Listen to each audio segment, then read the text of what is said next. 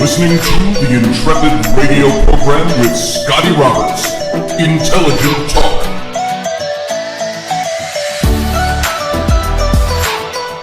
Well, Happy New Year's Eve, folks. This is Scotty Roberts. It's the last day of December of 2020. A year that some people say, oh, what a nasty year. Glad it's over. Don't want to do that again. You know what? It doesn't seem all that bad. It just seems like it was a year of events. And for me, anyway. So I hope your year was good. I hope you're looking forward to the new year. Maybe you got some resolutions you want to do and all of that stuff.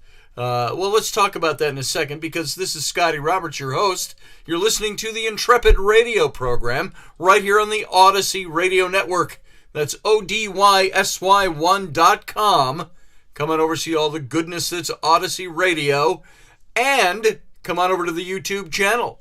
That's youtube.com/Mr. Scotty Roberts. That's where you can watch this show in its video simulcast and join the chat room filled with fellow Intrepids. Now, I don't have any idea what tonight is going to be like because it's New Year's Eve.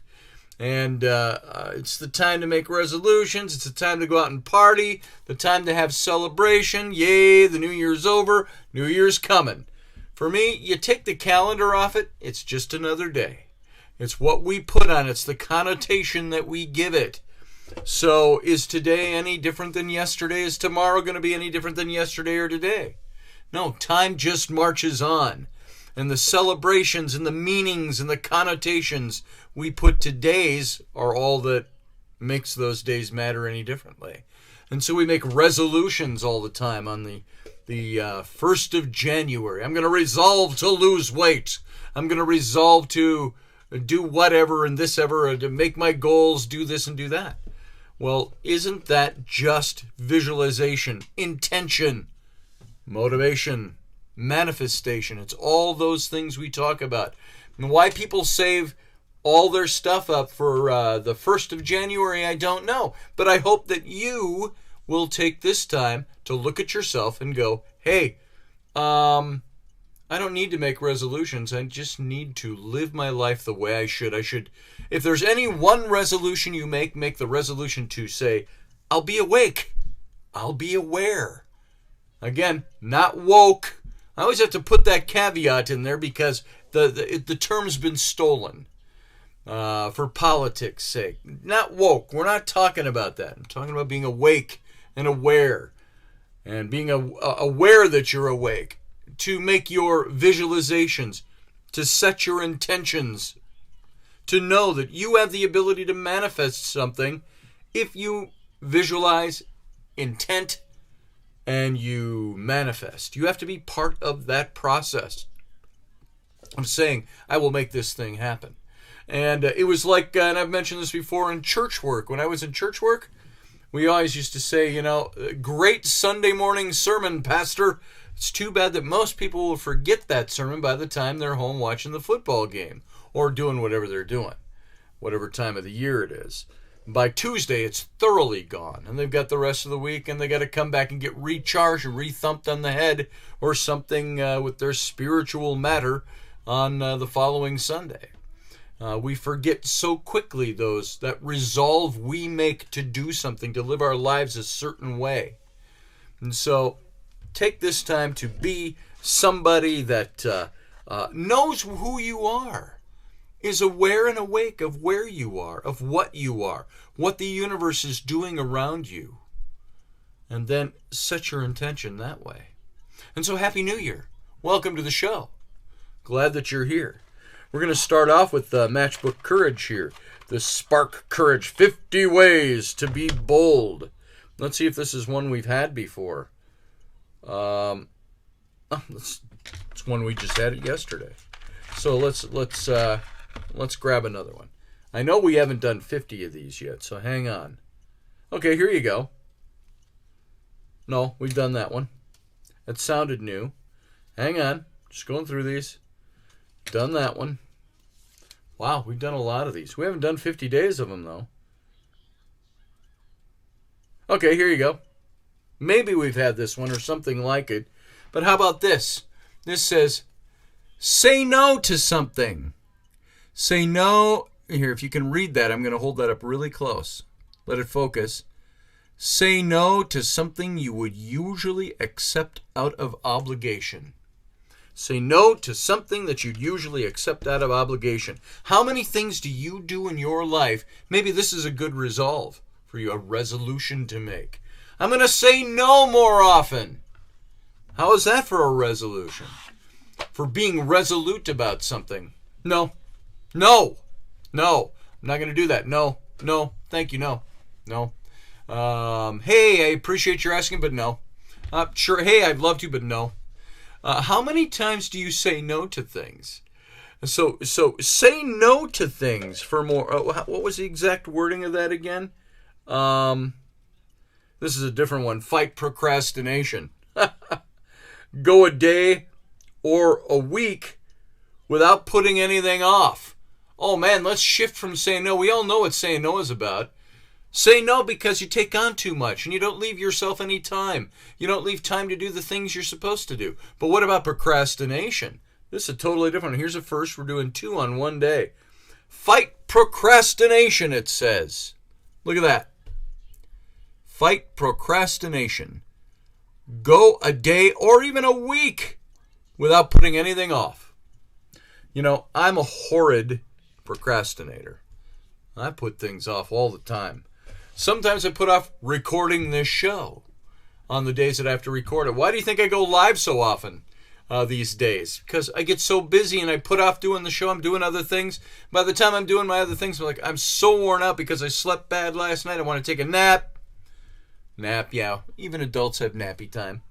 But I put things off and then I just have to do them. I have to say no to myself sometimes. You know, no. I got to say no, and I got to move on and do things. So stop procrastinating. How about that? Put off procrastinating. Fight procrastination.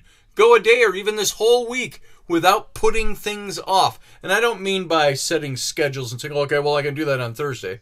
I mean, don't put things off. Get things done. These are all ways to build your boldness, to build your character, to build your strength, your courage. Have the courage to say no. If somebody comes to you and you know you don't, and you're like, oh God, it's that person. Oh, I don't want to pick this up because if I pick it up, I'm going to have to do that thing for them. But you know what? Say no.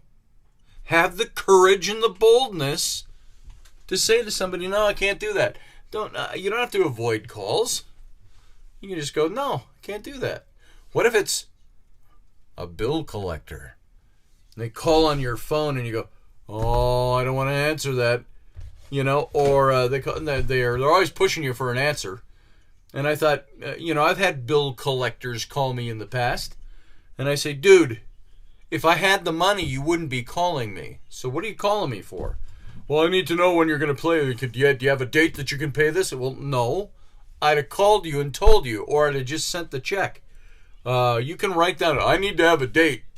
So I can give you a date. I can't guarantee I can keep that date. You're pushing me to give you verbal numbers because your boss wants you to do that. But I'm going to tell you, no, I can't give you a date. I'm going to tell you sometime in the next 120 days. I can take care of that. That's 4 months. Well, whatever. You get the point. You can tell I've been there before, can't you? And so when that kind of stuff happens, when somebody's calling, when somebody wants you to do something, when there's all this stuff going on, do you have the ability to say no? Make it so. Make your no be so. And I don't mean to be a negative Nelly about things or to hurt people's feelings or to do anything like that.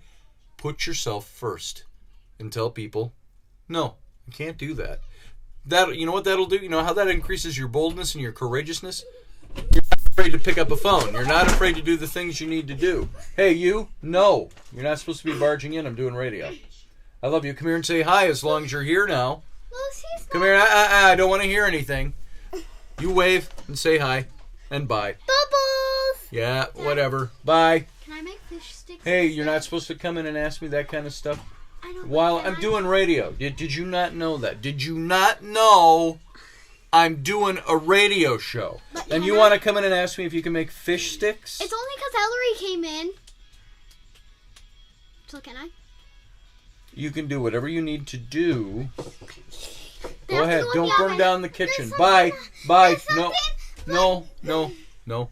Come here. Give me a hug, though. Lucy's not supposed to eat human food, and Flynn gave human food to Yeah. her. Okay. Thank you for letting me know. All right, guys. Bye. Close my door. Happy radio, folks. All the way, please. There you go, folks. Me and my family doing professional radio for you. That's what it's like having my fam. Close the door. All right. We've got a limited amount of time here, I realize. And when my kids come in, there's familial interruptions. I'm not going to resolve not to do that. You know why? Because I know that ain't ever going to happen until I have a studio off-site. So back to all that.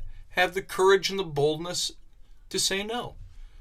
And have the courage and the boldness to pick up the phone when you don't want to talk to somebody and tell them no. You know why? That builds your confidence. It builds your boldness. Your ability to say no to things that you don't have time for that are outside of what you need to be doing shouldn't make you afraid to talk to anybody. So, and I kind of focused on the phone because that's where most of the things come from. When people want to ask us to do things we don't want to do or don't have time to do, it's usually by phone or email or something. Don't put it off. Be bold. Be just as bold and courageous and confident when you say no. Be a nice person. Hey, I'd love to do that for you, but no, I can't. But thanks. Thanks for asking. Thanks for including me. And whatever. And then the procrastination thing, don't put it off. Don't put off doing what you know you need to do. If you need to visualize, if you need to set intention for things that you need to be doing, call it a resolution for the new year, call it whatever. Don't put it off. Do it.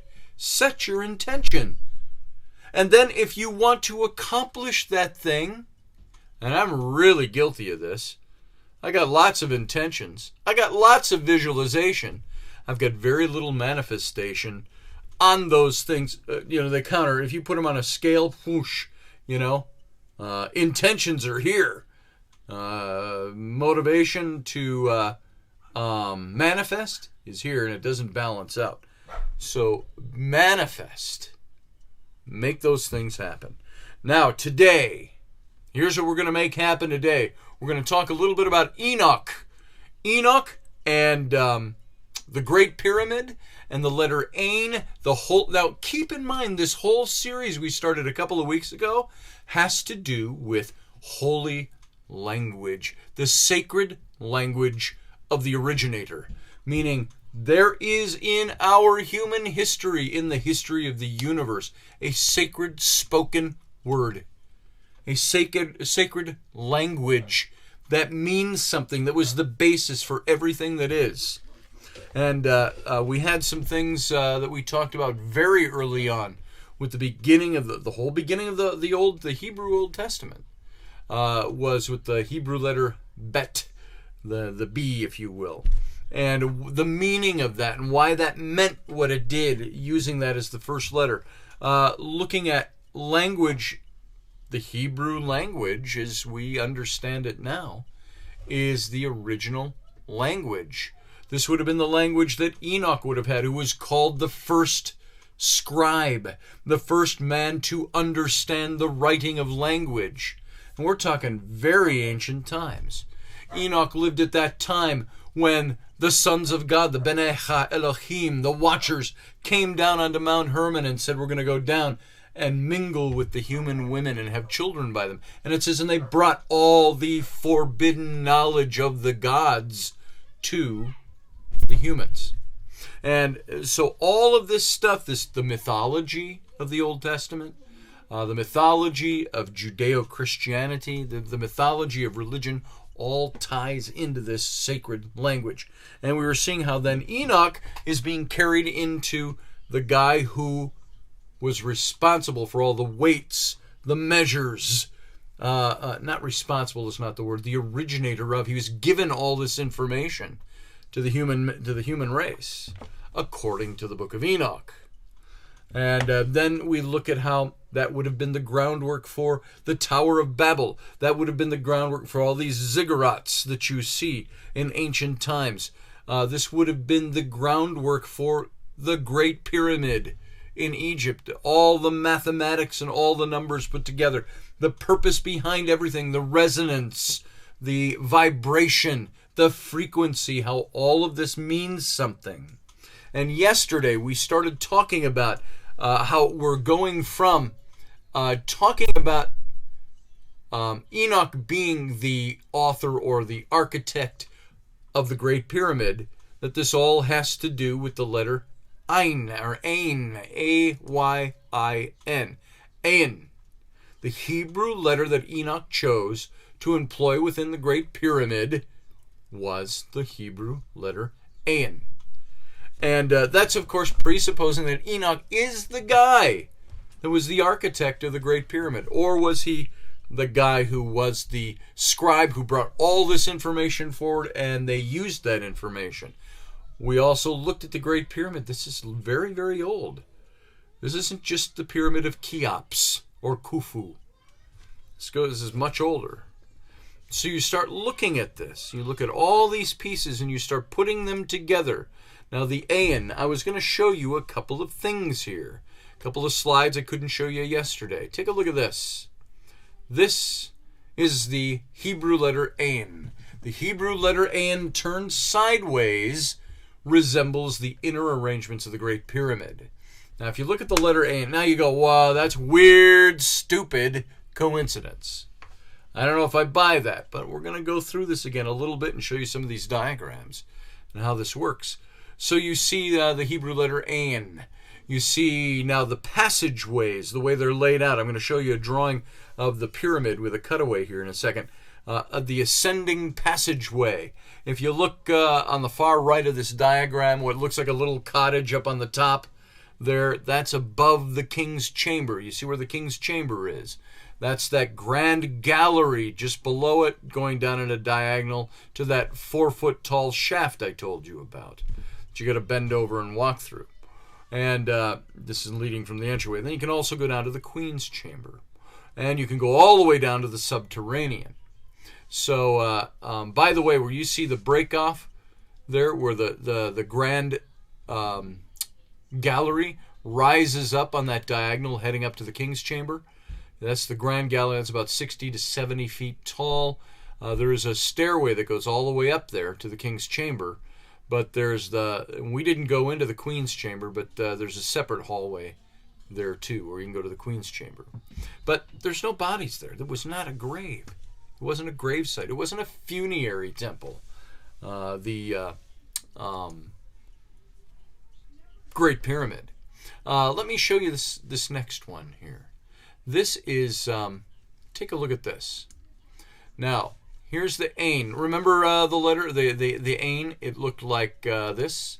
There it is, over on the left of this diagram right here. And folks listening on the radio, you can't see this, but it looks kind of like the letter Y. And the configuration of the passageways are kind of like a letter Y. Now, all by themselves, it doesn't seem too wild or weird. But let's look at this again. Here's the inner arrangement of the Great Pyramid. And so what you've got here, this shows the interior shape of the pyramid, the chambers, the passageways, and they bear the likeness of the Hebrew letter Ayin. And while they're not exact, consider that the Ayin is also derived from nature's law of unit growth. And we explained that a little earlier in an earlier show last week. In its geometry, and as well as the Great Pyramid's internal structure, it's comparable. And so you got to look at this diagram. You can see where, just look through the letters there. A is the entrance. That's where you get in. On the outside, you got to crawl up a few flights of the stones. And here, I'm going to show you a picture right here, too, as a matter of fact. Let's see. Let's look at this. The Pyramid Quarry, the Giza Channel. Let me see which one of these works. Okay, there you are up close to the Great Pyramid. And this is the quarry that's built up around it. You don't really see this from a distance. But there's the quarry. We've got that's not the one I'm after yet. Well, right here, I had a couple of pictures that I wanted to show you that showed up close the pyramids. Okay, we'll come back to that. Anyway, I don't have all the pictures loaded here that I wanted to have in here. But there you go. You got the entrance, the descending passageway that goes down to that subterranean chamber. And then you've got the well shaft is in there. And then you've got letter E. It's that ascending passageway. This is the passageway I told you that goes up at an angle, and you got to stoop down and climb up through that. And then you get up to, you can go to the Queen's Chamber from there. You've got the Grand Gallery is H on this list. And you can see it there, the Grand Gallery. And the antechamber. You know, I had a picture of John Ward and me in the, let's see if I can find it for us. And if I can't, I'll move on really quickly. But this is the Grand Gallery. Let's see if we can find it here. I want you to get an idea of what this looked like. Let's see if I've got it, Grand Gallery. Let's see if I've got it listed that way. I don't, of course. It's not on. It's on a disc as opposed to, which is sad. I've got all these Egyptian pictures, and then if I want to just call them up, just so we can look at them, I don't always have them at my fingertips, and so I'm sorry about that. I'm sorry I couldn't locate that for you right away. But there is a picture of John Ward and I were in that Grand Gallery. We smuggled in our camera, and it gives you an idea of the height of that. If I were to, let's say, I'll take a second here, and let me go over here, and we're almost at the end of our time. Maybe I'll do this during the break. I'll look up this picture, and I'll show you what that Grand Gallery looks like, only because I think it's kind of important to see this stuff. But anyway, what I'm going to go into next is I want you to see how when you look down from the top, the Great Pyramid, you'll see the golden spiral we talked about, the spiral of the universe. And it lays out the positioning of the letter of the Ayin. And when you are looking at this, you're going to see that... I'm going to pull some of these out of here. It's when you look down from the top of the pyramid, straight down in, these galleries are lined up to look like the letter Ayin. Just like you see it here in this particular picture. You see Ayin at the bottom of the pyramid, lined up as you're looking down through the top, and it makes the golden spiral as well. So, and it's not a perfect way to display this mathematically. Trust me. It works mathematically. All right, we got to go out to break. We're at the end of the first half. We're going to come back in a couple of minutes, and let me see if I can show you a couple of pictures of the Grand Gallery and so on. And we'll talk about this a little bit more. So you guys sit tight. We're going to be right back.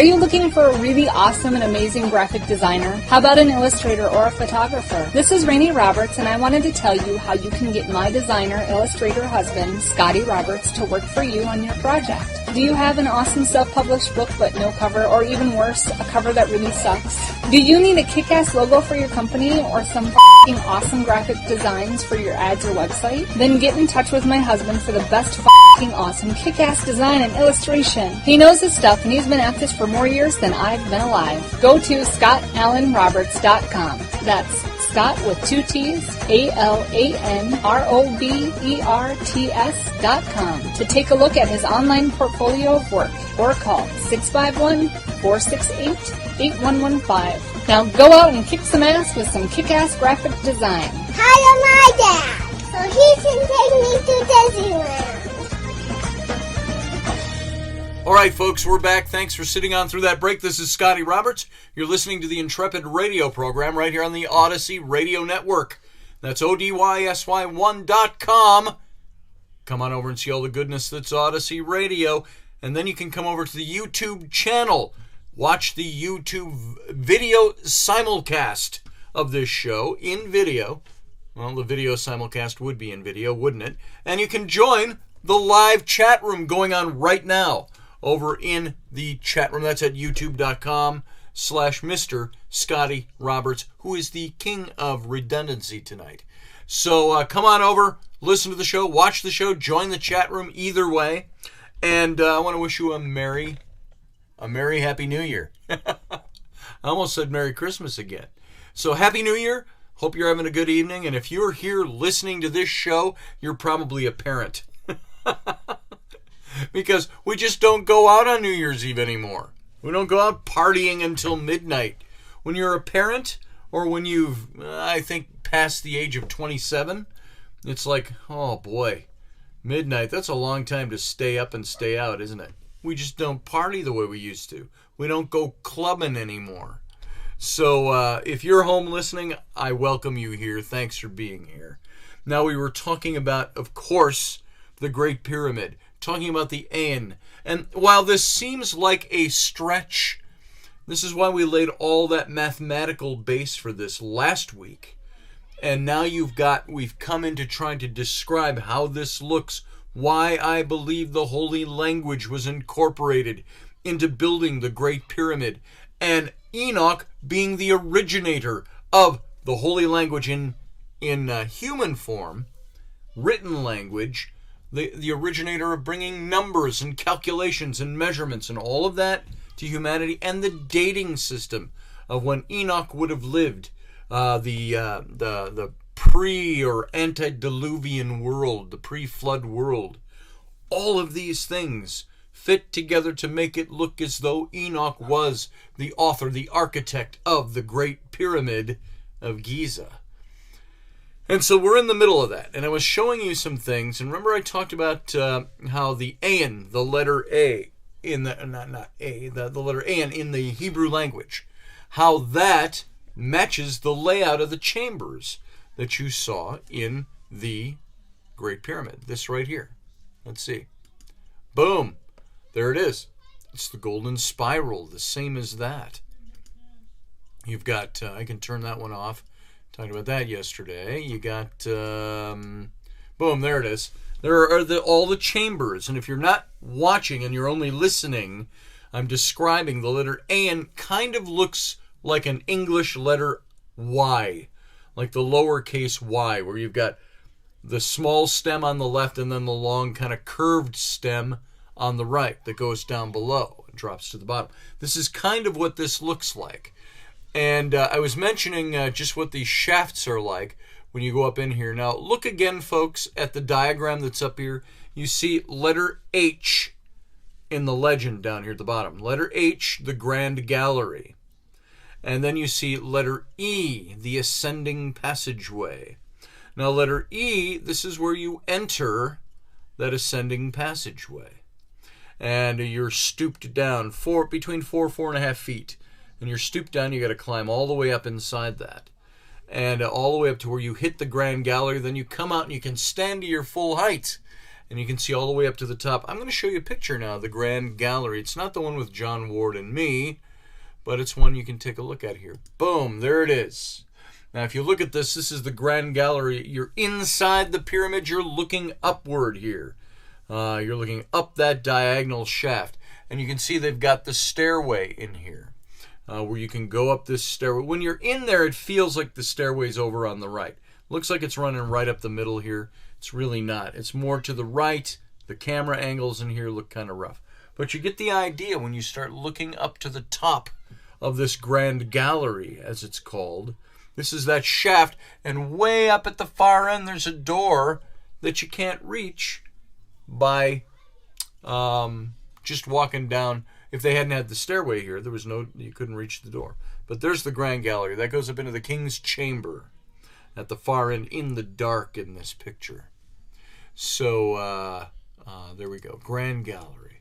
So this is the letter N, and I showed you the diagram that also shows you that the letter N fits that golden spiral, that if you look down from the top of the pyramid down through, you can see how the letter N, which is like a Y, is turned in there, and it looks like the letter N. Remember when I told you could take a wire and you could shape the bet and in the Hebrew language, and any way you turn it, it forms the letters from a two-dimensional perspective, the letters of all the letters of the Hebrew alphabet.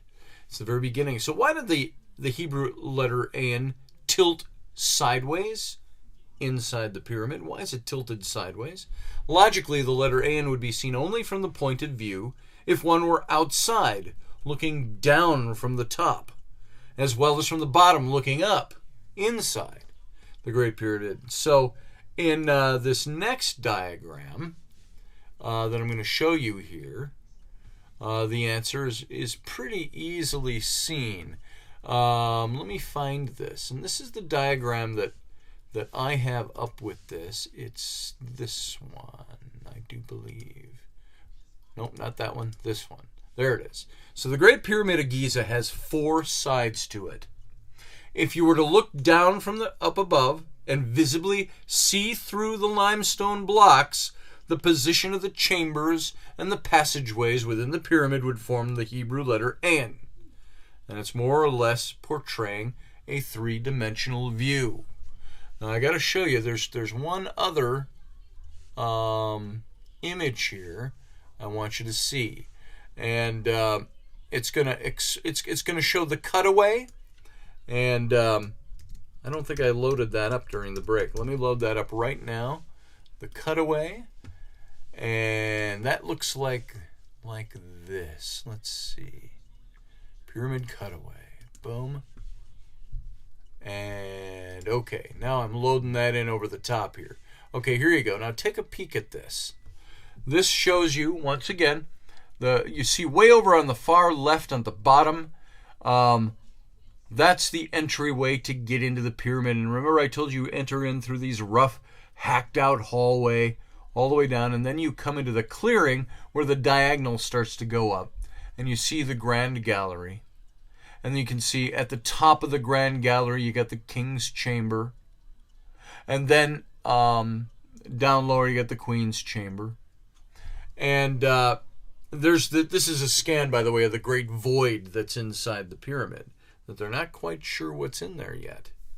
So as you're ascending up this Grand Gallery, you enter into the King. This, you can see, if you look at it kind of twisted, you can see the N in here, the letter Y looking letter, the N, and when you view it from the top, you can see it. And so there's this big question that, though there's few people that entertain the idea of why they build all of these shafts and tunnels and chambers in specific locations, pointing in specific directions, there must have been a logical reason for their precise architecturally planned locations. And it's illogical to assume that they were built without a design. Logic dictates that they must have been put in the locations for functional reasons.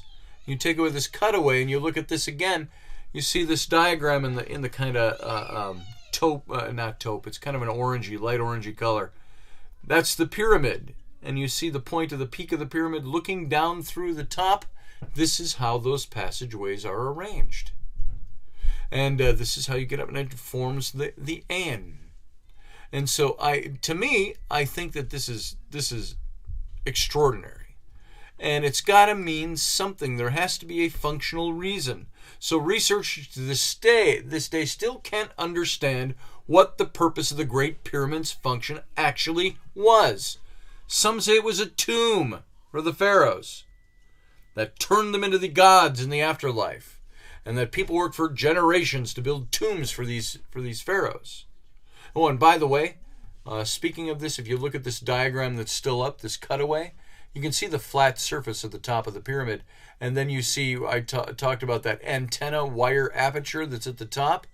That gives you the full measure of what the pyramid would have been when it reached its absolute peak, at the very tip of the top of that antenna.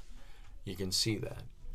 So everything has kind of come to this dead-end guesswork we mentioned yesterday on why this is the way it is, why things are laid out the way they're laid out. Everything has a reason. And aside from this, it would seem logical that if a nation of people were to build this immense monument, such as the Great Pyramid, by numerous generations of their populace with a lifetime of blood, sweat, heart, soul, everything into it, there had to be a good reason. And we say common sense, it kind of tells us it would have to have been for, this is kind of where we ended yesterday, it talks about there has to be, common sense tells us that there were survival reasons that were attached to it. Now, Egypt is a unique empire. It's had many different rulers. We mentioned this a little bit last night. And there's been lots of wars. It should be known that to this day, the Great Pyramid can't be dated exactly. There's no way to carbon date it. But we found that due to some of the polymers that were used as concrete or cement mortar between some of these blocks, you can date some of that. And it dates back to dates ranging all the way back to 10,500 BCE. So we talked about this being 12,500 years old. And the legend tells us the Great Pyramid of Giza didn't always look the way it does. It had the polished stones on the top. And there were, in this polished stone, apart from alleged the evidence of the silt, the sediments containing seashells and fossils on the casing stones, there were watermarks on the stones. And not only watermarks and sea fossils visible on the outside, but salt incrustations consistent with mineral salt water, ocean water that's leaving these crustaceans. And all over the deposits, it's suggestive of a sea flooding. And this is where it starts to line up with being pre-flood. There is no salt water where there is the pyramids of Egypt exist. So how did the salt water get there? There was a flooding that would had to have covered the peaks of the pyramids for there to be crustaceans of saltwater fossils. How do you find those saltwater fossils in something that's in the middle of the desert? Well, maybe that desert was covered with ocean, saltwater ocean. Not just Nile inundation. The Nile River inundation could maybe go all the way up to the base of the pyramids, but it would never cover the top. It's a river in a river valley. It cannot extend that tall. So something flooded that. If it indeed, there was a great deluge that took place, they say between 10 and 8 BC, some say as early as 6 BCE, that if that's when that happened, this pyramid would had to have been standing, to have been submerged in salt water. So it might be much older than we think it is. Same with the Sphinx. These are from much older civilizations than dynastic Egypt. So all of these deposits are suggestive of this sea flooding. And the notion of the Great Pyramid was used as a water pump comes from this. Many esoteric thinkers have been ridiculed by archaeologists for their opinion regarding the watermarks in the salt. but nobody has adequately explained it otherwise. Oh, poo-poo on your esoteric idea of the pyramid, but they can't tell you why it's different, why their difference of opinion holds any water, pardon the pun. So these are all theories that had no resolute end. Now the watermarks, the seashells, the fossils, the salt incrustations are really significant because they might hold a clue as to the age of the Great Pyramid. It's one of the many clues to a much older date in history, which leads me to link all of these things, and this is kind of all of this information is where we ended last night. This leads me to think that it's all linked to Noah's flood, the Great Deluge. Thus, with this in mind, it's my opinion and estimate that the Great Pyramid existed before the pharaohs, before dynastic Egypt. And if the pyramid existed before the flood, then there existed a pre-deluge people from a great civilization, which included Enoch. And this is right where we left off last night. This included Enoch. Enoch existed, at least according to the book of Enoch, according to the mythology of the Bible, he existed in that pre-flood civilization. We have no idea of knowing what that was really like. You know, some out there wackos have attributed Atlantis to the pre-civilization, the pre-flood civilization.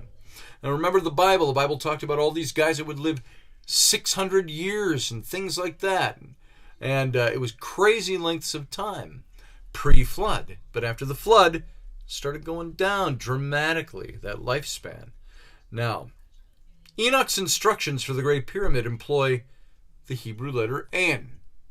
It was designed as a device that would keep the earth in balance.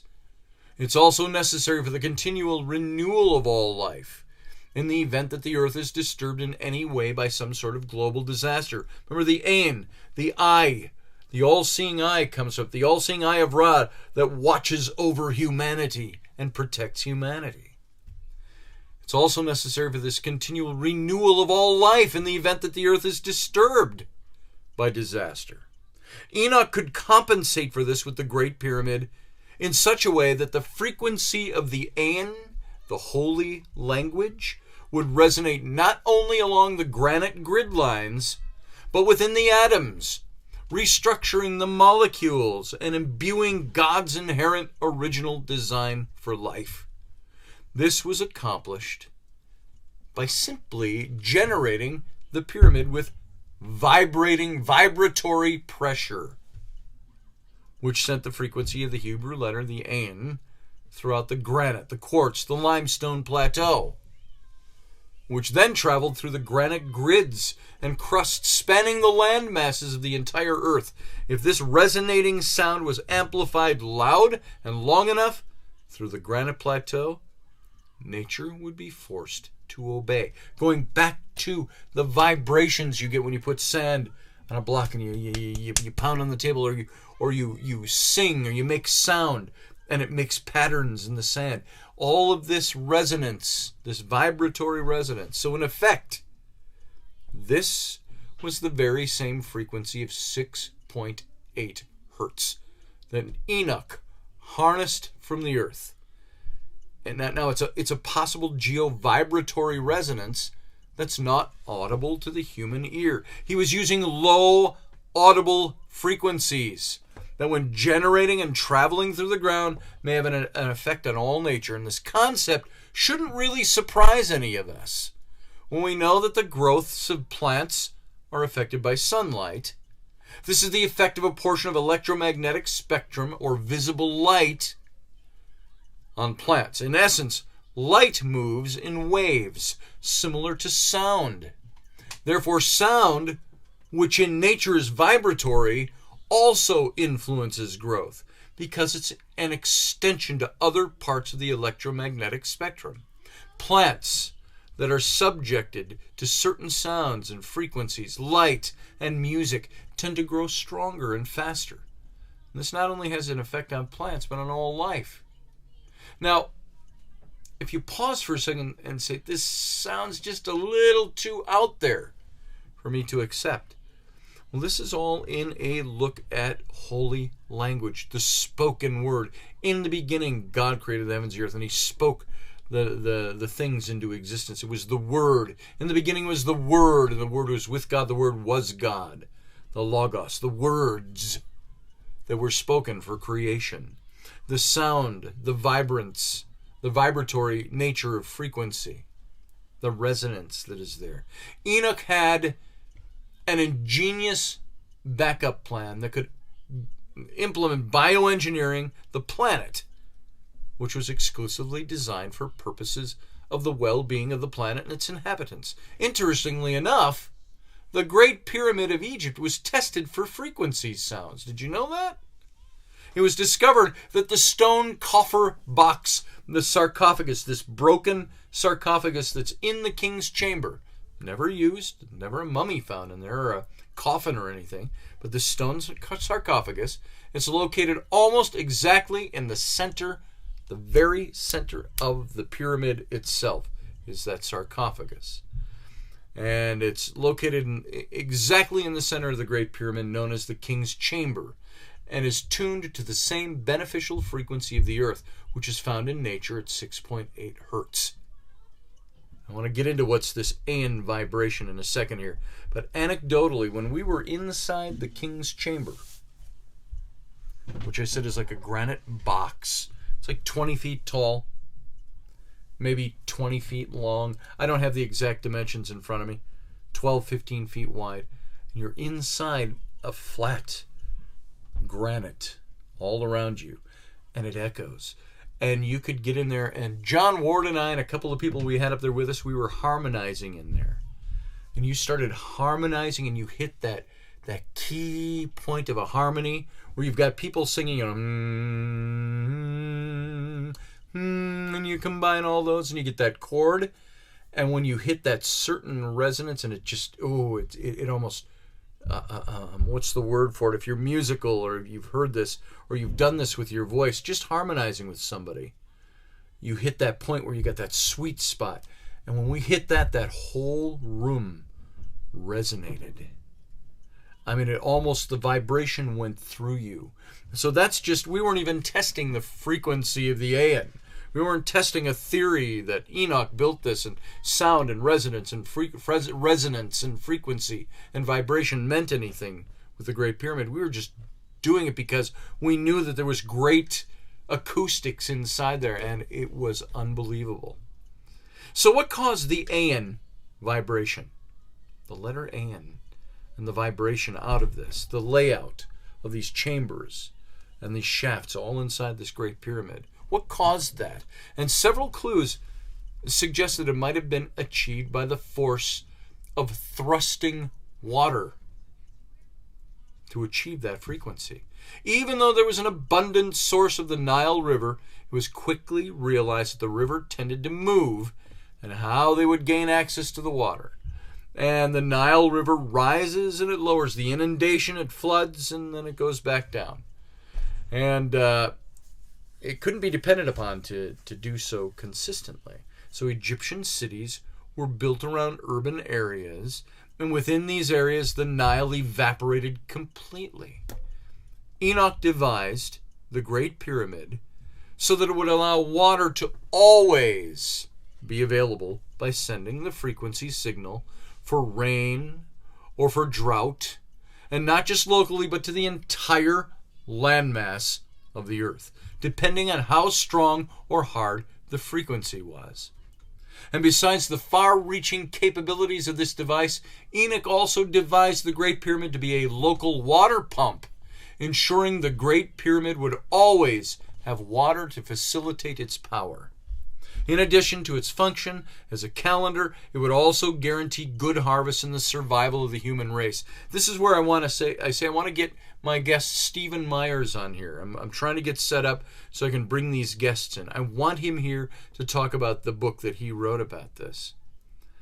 And to understand how Enoch designed this amazing device, it's necessary to understand how the Hebrew letter Ayin in the holy language was utilized by first analyzing its purpose as a water pump. Now listen to this. We got about 5 minutes of the show left. I'm going to get into this as much as we can. Modern technology concerning fluid dynamics in a hydraulic water pump reveals that water could be propelled upwards by opening valve 1 and closing valve 2. All right? This is simple mechanics. Then valve 2 opens with valve 1 closed. The resultant pumping action sends water up to the top pipe to a higher level. The outlay is very similar to the passageways inside the Great Pyramid. And you can see that by looking at this last diagram I showed you, this cutaway. The way these passages are all lined up, this is how a water pump works. All right? I'm going to leave that with you, and let's go on into this a little bit more. So another simple example is how the Great Pyramid might have worked as a water pump is by using frequency. That you can use a tuning fork, can be vibrated, and air in an air column, which then forces the liquid down through the tubing and into the other tubing. So it kind of forces it around. It's hard. I'm trying to describe this because I don't have this in a visual. A secondary clue to this is found as Egyptologists took notice of the remnant traces of an existing rim that once surrounded and enclosed the Great Pyramid. It's speculative that if this rim around the Great Pyramid is a moat, which could have been used to pool water. I want to show you what this looks like. When I was there, it's got this right here. Well, first of all, you got this aerial shot. You see the temple down here. Look at the bottom of this picture if you're looking at the YouTube channel. You can see at the bottom, just right of center, you're going to see the Sphinx. You see him down there? And then the Sphinx temple in front of his paw. And the Osirian temple over to the left of that. Then you see the great causeway that runs from this. From the lower temple at the lower center of the picture, that is the ancient causeway running all the way up to the Great Pyramid. And down around the pyramid, there's a base around the pyramid. I'll show you what this looks like. Now here you are at the bottom of the base of the pyramid. Now this is the pyramid quarry, but this is what it looks like when you're up close. And you can see that base. Here it is. Now here it is when we first walk into that. And you've got the quarry stones that are laying out. A lot of these are stones that fell off or had come down during the earthquakes and so on. Here's another shot of this. This is the causeway. We're walking up the causeway, and this is one of the Queen's pyramids. That's there, one of the three little small pyramids that are next to the big pyramids. And this is another shot of that. That's the stonework you see on the bottom. Oh, and by the way, in this previous shot, there's John Ward in the hat and the orange pants, and you see Chris Conway with him and some of our guests that we brought along with us on that particular trip. So there are those. All right. So now, getting back to this, it's speculative that the rim that's around the Great Pyramid is a moat, which could have been used to pool water. All right. Now, water can be manipulated in many clever and amazing ways. One of the ways water can be used to create sound is by fluid and acoustical dynamics, such as when it's pulsated or rapidly flowing in a jet stream of water. When this forceful jet of water hits one of the interior limestone walls of the Great Pyramid, it also creates a sound, reverberating, deflection, or re-echo, that bounces the vibrating sound off the wall, redirecting that vibration throughout the entire pyramid. And thus the vibratory sound is what generated throughout the whole pyramid and operated the Ayin. This process worked in a partnership between the very bottom subterranean chamber as well as the pyramid entrance of the Great Pyramid. And there's more on how water is going to forcefully enter, how that was done with the Queen's Passage, how the water drained from the Great Pyramid, all the logic behind this. We're going to see a little bit more about this when we hit this again tomorrow's show. And we're going to look at this. And if we don't get to it tomorrow because it's New Year's Day, we will. Never mind, we will. We're going live tomorrow, by the way. So I want you to be here at 9 o'clock tomorrow night. We're going to hit this live again. We're going to spend a little bit more time. It's a holiday. It's Saturday's the next day. So you're going to have time to sit up and just have fun with this. We may even get into starting to introduce the whole idea of Enoch and the Freemasons. So you guys sit tight. That's all we've got time for tonight. We got to go. You have a good New Year's Eve. It's not midnight yet. You got about 2 hours left. And I wish you a very happy New Year. We'll see you tomorrow.